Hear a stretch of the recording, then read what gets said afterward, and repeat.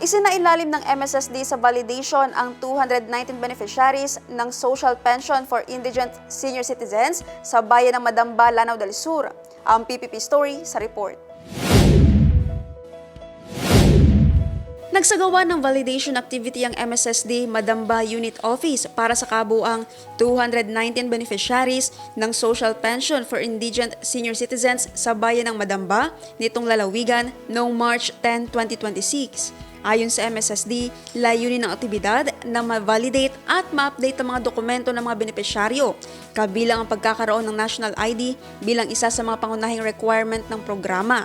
Nagkaroon din ng bukas na talakayan kung saan nabigyan ng pagkakataon ng mga benepisyaryo na maipahayag ang kanilang mga katanungan at matalakay ang mga umiiral na issue kaugnay ng programa. Samantala, tiniyak ng Ministry at LGU Madamba ang pakikipag-ugnayan sa Philippine Statistics Authority upang magsagawa ng National ID registration na inklusibo para sa mga senior citizens ng bayan. Patuloy ang MSSD sa pagpapaunlad at pagpapahusay ng mga programa nito upang gawing mas maayos at mas mabilis ang proseso at matiyak ang agarang paghahatid ng mga benepisyo sa mga mamamayang Bangsamoro.